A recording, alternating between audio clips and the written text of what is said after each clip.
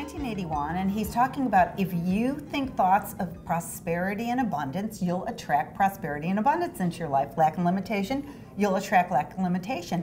And he said things like the quickest way to become wealthy and successful is by helping other people become wealthy and successful. You can mentor them, you can support their success, giving them contacts, networking, or you can just wish from your heart their success and prosperity. But whenever you do that, you open up a channel for your own success and prosperity to come in. Well, I'm like blown away by this because I'd never heard it before. Again, it was 30 years ago. But every cell in my body was vibrating. Like, man, I know what I'm going to do for the rest of my life.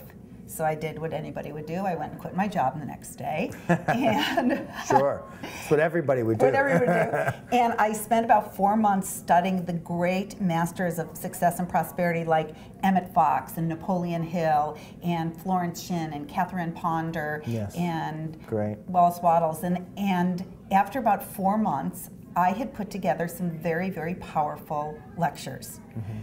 So I decided that I had to take a step from which there is no turning back. Because you know, if you wait until you think you're ready, you will never think you're ready.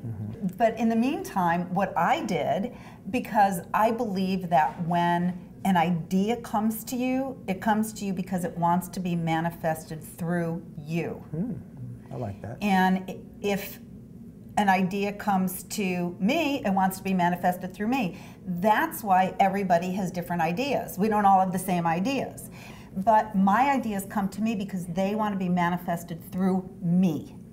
And now, because the universe gives you first dibs on the idea. But if you don't manifest it, it's going to go to somebody else who will. So I didn't tell anybody what I was going to do. And another problem with telling people what you're going to do. Except for the poster. Well, okay, well, I'll tell you about the poster in a second. But okay, we'll go back to the poster. So I put up the poster, and then I couldn't turn back. Even though when I put up the poster, my friend said, now what is this? I said, there is this powerful principle that your mind will create your reality. If you think thoughts of success, you're going to vibrate that success to you. And they're like, you've got to be kidding. You've got to be kidding. No one's going to want to hear that. That's, you know, kind of ridiculous. That's part of the wet blanket that gets thrown on your good ideas that derails you from actually doing it sometimes, because now people have, you know, they're going to tell you all the way. Oh, somebody's already done that, you know, and you go, oh, okay, well now you're not even going to try. Well, I call that the discouragement committee. And that's why I tell people, don't tell anybody what you're going to do until you've already taken that step from which there's no turning back, because when the discouragement committee shows up, it can make you feel like, oh, maybe this is a bad idea. But I already had my posters up. And the end of that part of the story is I went into the Santa Monica Public Library where I was going to be giving a lecture, and there was standing room only. And within about 2.5 years, my seminar was being taught in 12 major cities and 7 countries internationally. And I had many now famous transformational leaders who were my students at the time.